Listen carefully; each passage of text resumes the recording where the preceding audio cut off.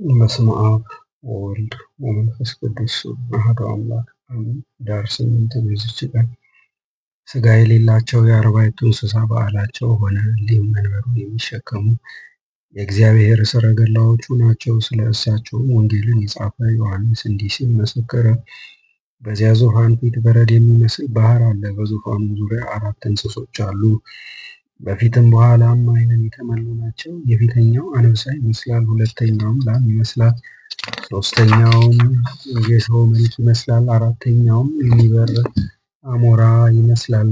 እሊህም የአራቱ እንስሶች እያንዳንዱ ክንፋቸው 6 ነው።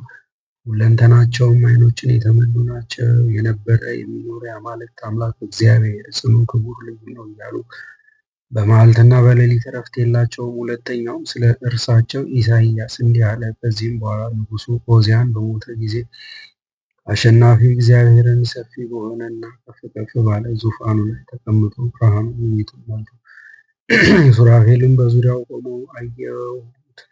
የአንዱም ክንፋቸው 6 ነው። በሁለቱ ክንፋቸው ፊታቸውን፣ በሁለቱ ክንፋቸው እግሮቻቸውን ይሸፍናሉ።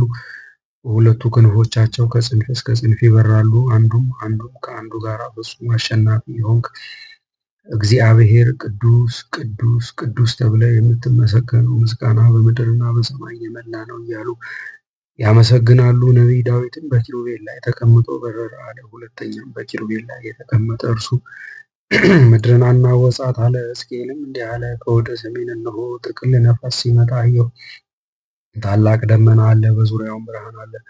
ከእሱም እሳት ቦግ ብሎ ይወጣል። በደመናውም መካከል ባለ በእሳቱ ውስጥ እንደ 4 ራስ አሞራ መልክ የሚመስል አለ። በመካከሉም እንደ 4ቱ ኪሩቤል መልክ ያለ አለ። መልካቸውም እንዲህ ነው። በውስጣቸው የሰው መልክ አላቸው። የአንዱ ፊት 4 ነው፣ ክንፉም 4 ነው። እግራቸውም የቀና ነው፣ ከእግራቸውም ክንፍ አላቸው። ሰኮናቸው ግን እንደ ላም ሰኮና ነው። ከእሱም እሳት ቦግ ይላል፣ እንደ ጋለ ብረት ፍንጣሪም ይበራል።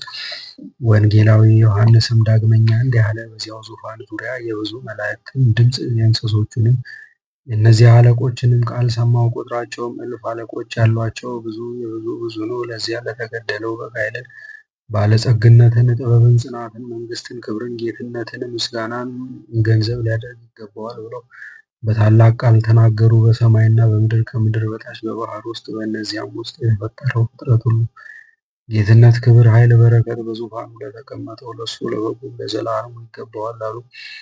በእውነት ይገባዋል። እሊህም 4ቱ እንስሶች አሜን ይላሉ። እሊያም አለቆች ይሰግዳሉ። ስለ ልዕልናቸውና ስለ ክብራቸው ለእሊህ 40ቱ እንስሳ ከብሉይና ከአዲስ ብዙ መጻሕፍት ተመስክረዋል። መሐሪና ይቅር ባይ እግዚአብሔርም ስለ ሁሉ የሰው ፍጥረት ይለምኑት ዘንድ ቀራቢዎቹ አደረጋቸው። ዳግመኛም እንዲህ የተባለ። ገጸ ሰብእ ስለ ሰው ፍጥረት ይለምናል። ገጸ አንበሳ ስለ አራዊት ይለምናል። ገጸ ላህም ስለ እንስሳ ይለምናል። ገጸ ንስርም ስለ አዕዋፍ ይለምናል። ከሰማይ ሰራዊት ሁሉ እነርሱ በእግዚአብሔር ዘንድ በባለሟልነት እጅግ የቀረቡ ናቸውና፣ ስለዚህም በዓለሙ ሁሉ በስማቸው አብያተ ክርስቲያን እንዲታነጹ በዚችም ቀን መታሰቢያቸው እንዲደረግ የቤተ ክርስቲያን መምህራን አዘዙ። እነርሱ ስለ ሰው ወገን በእግዚአብሔር ዘንድ ይማልዳሉና ለእግዚአብሔር ምስጋና ይሁን። እኛንም በቅዱሳን ኪሩቤል አማላጅነት ይማረን፣ በረከታቸውም ከእኛ ጋር ትኑር ለዘላለሙም አሜን። በዚችም ቀን ከአለቆች ለአንዱ ለመላእክት አለቃ አፍኒን የበዓሉ መታሰቢያ ሆነ። ይህም ከሱራፌልና ከኪሩቤል ጋር የልዑልን የጌትነቱን ዙፋን የሚጠብቅ ነው። ስለ እርሱም ሄኖክ እንዲህ አለ። ያንን ቤት ሱራፌልና አፍኒን ዙሪያውን እየዞሩ ይጠብቁታል። እነርሱም የልዑልን የጌትነቱን ዙፋን ሲጠብቁ የማያንቀላፉ ናቸው። ለእግዚአብሔር ምስጋና ይሁን። እኛንም በዚህ መልአክ አማላጅነት ይማረን፣ በረከቱም ከእኛ ጋር ትኑር ለዘላለሙ አሜን። በዚህችም ቀን የሊቀ ጳጳሳት ዮሐንስ መታሰቢያው ነው። ለንጉሥ ቆስጠንጢኖስ መስቀል ተገለጸለት። ለእግዚአብሔር ምስጋና ይሁን ለዘላለሙ አሜን። በዚህችም ቀን የአረማዊ መኮንን ልጅ የነበረ አባ ቅፍሮንያ አረፈ። ከዕለታትም በአንዲቱ ስሙ መርቆሬዎስ የሚባል መነኮስ ከአባ ጳኩሚስ ገዳም ወደ ሀገሩ መጣ። እርሱ ክርስቲያን እንደሚሆን በእርሱ ላይ ትንቢት ተናገረ።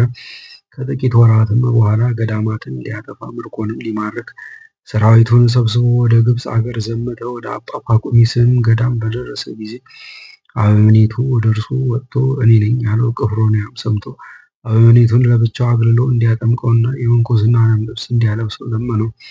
አበምኔቱም እሺ በጎ አለው። ከዚህም በኋላ ሰራዊቱ ወደ ሀገራቸው በተመለሱ ጊዜ ብቻውን ቀረ። በዚያንም ጊዜ የምንኩስናን ልብስ ለበሰ። ተጋድሎንም በመጾምና በመጸለይ ጀመረ።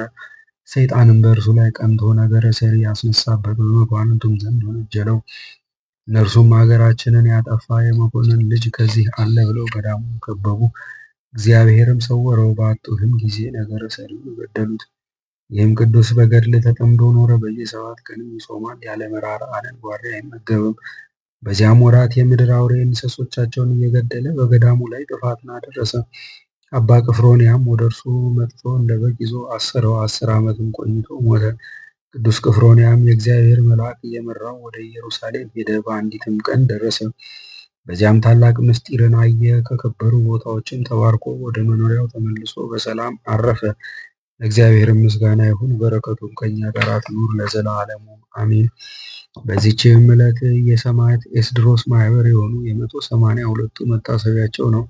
በረከታቸውም ትድረሰን ለዘላለሙ አሜን።